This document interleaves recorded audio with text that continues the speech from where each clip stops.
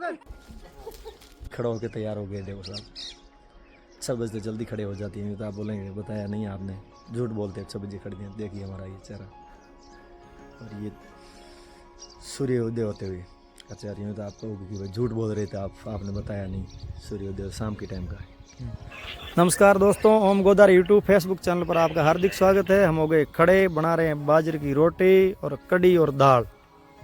हमारी तो यही रहा है दोस्तों, अच्छी रोटी बनाओ, हाथ से खाओ। कहीं नौकरी पर रह रहे हो, हाथ से रोटी बनाइए, खाइए। होटल का कचरा मत खाइएगा, होटल का कचरा खाओगे तो बीमारी लोगे साहब। हम तो हाथ से खाना बना के खा के बाद में कहीं साइड में बाहर निकलते हैं। ज़्यादातर 99% हम कड़ी दाल और बाजरे की रोटी बनाते हैं। बाई चांस कैसे परिस्थिति हो जाती है, एक आध बंदा है गेहूँ के बना लो, अलग चीज़ है।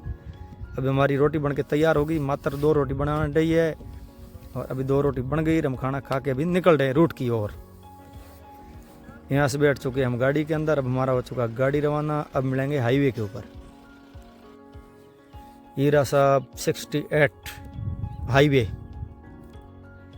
इस पे हम चल रहे हैं। इस हाईवे पे जाएंगे 30 किलोमीटर। वहाँ हमारे साइड का काम कुछ वो काम करेंगे। और हम जब भी निकलते हैं रूम से तो पहले देखते हैं सीट बेल्ट गाड़ी का और गाड़ी का स्पीड, पहली चीज़ ध्यान रखते हैं। 70 से ज़्यादा गाड़ी की स्पीड नहीं होती है हमारी, और सीट बेल्ट का पूर्णतः ध्यान रखा जाता है। कितना भी अर्जेंट कुछ भी है, कंपनी वाला कुछ भी बोलते हैं, हम 70 से ज़्यादा 71 गाड़ी नहीं चलाते कभी। और सीट बेल्ट का पूर्णतः ध्यान रखते हैं, ताकि सेफ्टी अपनी है और किसी की नहीं है। अपने बच्चे इंतजार कर रहे हैं पीछे, कंपनी का कुछ नहीं जाना है, सेठ का कुछ नहीं जाना है, मालिक का कुछ नहीं जाना है। अपने बच्चे अपने हैं, वो अपने पीछे पड़ रहे हैं, नहीं तो उनका कोई मालिक नहीं पीछे अपने जाने के बाद में। इसलिए वाहन चलाते वक्त दारू नहीं पिए, बाइक चला रहे थे हेलमेट रखें, और गाड़ी चला रहे हैं तो सीट बेल्ट रखें। दोस्तों हमारी तो यही रहा है, बाकी आपकी इच्छा जो उचित लगे। किसी को बुरा लगे तो उसके लिए हम माफ़ी चाहेंगे, और क्यों हम तो पूरा पालन करते हैं। इसीलिए हम कोई चीज़ देखते हैं कई बार बिना हेलमेट का बाइक वाला, तो हमें तो बहुत बुरा लगता है। जब उसको देखते हैं हम तो उसको भी टोकते हैं कि भाई ये चीज़ गलत है, बाकी अगले की इच्छा होती है साहब।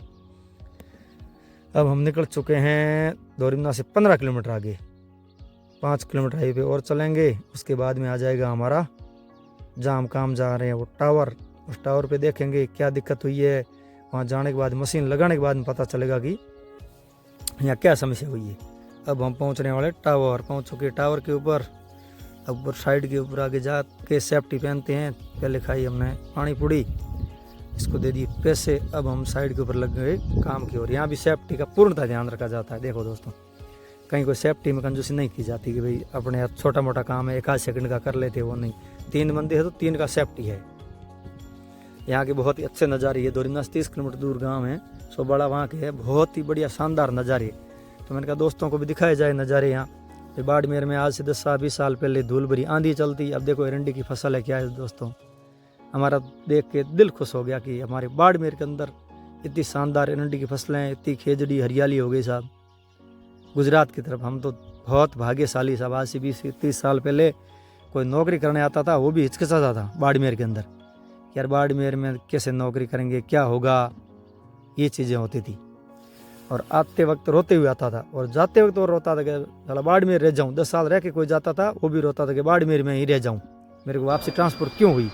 ये हाल हुआ करते थे। अब ये हाल है कि लोग चाह के ट्रांसफ़र करवा रहे हैं, बाड़मेर मिल जाए, बढ़िया एरिया है, शानदार हरा भरा नज़ारा है। हम यहाँ से बोरे रवाना होते वक्त के 2 क्लिप ले ली थी। मैंने कहा दोस्तों को दिखाएं तो सही कि हमारा बाड़मेर में भी ऐसी हरियाली होती है। और आप भी कभी यहाँ गुजरात से, महाराष्ट्र से कहीं से आ रहे हो तो NS 68 के ऊपर हमारा दोरिमना उपखंड मुख्यालय है, यहाँ पे आएँ ज़रूर, ये हरियाली देख के जाएँ, पहाड़ धोरे टीले वगैरह। और पास में आगे आए तो एक स्कूल और था, वहाँ भी स्कूल ही बढ़िया बना हुआ था। और आगे एरंडी की बहुत अच्छी फसल थी किसानों की, क्यों हम भी किसान हैं साहब, तब हमें ये चीज़ें दिखानी पड़ती है, आगे जा नहीं पाते नहीं दिखाए बिना। इसलिए मैंने कहा बताते थे दोस्तों को। और अब हम पहुंचने वाले हैं कातरला, पहुंच चुके हैं। ये है अमृता देवी वन ने और पर्यावरण जीवों के लिए ट्रीटमेंट के उपचार के लिए बना हुआ है।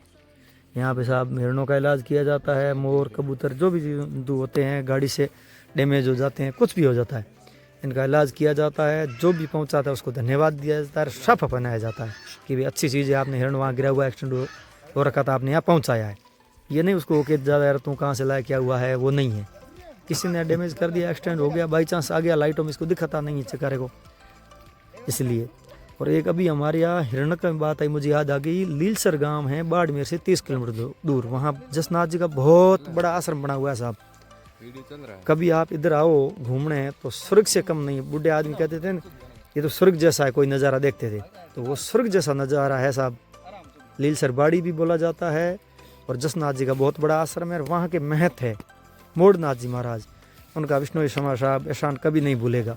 एक अभी लीलसर प्रकरण हुआ था, हिरण प्रकरण, उसमें मोड़नाथ जी महाराज ने सारा कुछ वो इनका कच्चा चिट्ठा खोल दिया था शिकारियों का, और पूरी हेल्प की उनके सरपंच, वार्ड पंच, जितने भी जनप्रतिनिधि लोग वगैरह, सारा कुछ खर्चा रुकने का वगैरह, धरना प्रदर्शन, गाड़ियाँ वगैरह, सारी कुछ मोड़नाथ जी गुरु जी ने किया था। इसलिए अब हमारे बिश्नोई समाज अकेला नहीं है। हिरण मारने वाले शिकारियों, आवाज़ खोल के सुन लो, आप कान खोलो और सुनो आवाज़ कि जाट बिश्नोई एक है। किसी टाइम आपको यदि हिरण मारते कहीं देख लिया तो बच्चों से दूरी हो जाएगी। ज़्यादा तो मैं वीडियो के माध्यम से कुछ नहीं बताऊँ, शिकारियों के लिए संकेत है ये।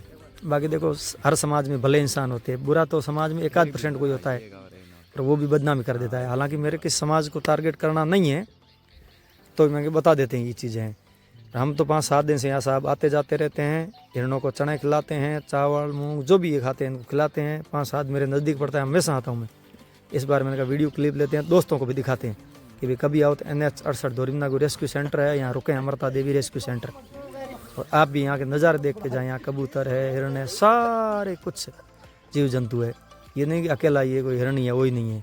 देखिए आगे कछुए भी है, खरगोश भी है, मोर भी है, हिरण भी है, सबका इलाज किया जा रहा है, वो भी निःशुल्क इलाज।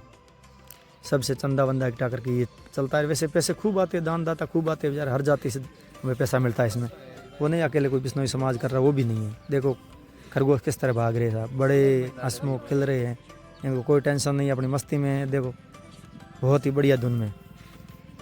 यही तो होता है साहब अपनों का प्यार इनके प्रति। हम जा रहे हैं, इनको कोई परवाह नहीं, मस्ती से नाच रहे हैं, कबूतर वगैरह खेल रहे हैं। और इनको पता चल जाता है शिकारी आता है ना, तो ये भाग जाते हैं 1 सेकंड, और हम जाते हैं तो भाग के हमारे पास आते हैं चने खाने के लिए। वे चने लाए होंगे या कुछ हमारे खाने के लिए लेके आएंगे। और कोई शिकारी आता है तो इनको फटाक से 1 सेकंड पता चल जाता है कि ये हमें मारने वाला आ गया है। अब हम यहाँ से निकल के जा रहे हैं हाईवे के ऊपर। गाड़ी कर दिया हमने यहाँ से रवाना, सारा स्टाफ बैठ गया अंदर, सीट बेल्ट सेफ्टी का पूर्णतः ध्यान। और हम जाएंगे हाईवे के ऊपर, टीला है आगे, वहाँ के दिखाएंगे आपको नज़ारे हाईवे के। ये देखो दोस्तों कितना हरियाली है, खेजड़ी है, हर तरह का वृक्ष लगा रखा है, बीच में हाईवे चल रहा है, सुंदर सा व्हीकल जा रहे हैं। देखो पूरा गहनता से देखो दोस्तों। हमारे चैनल को सपोर्ट करें, लाइक करें,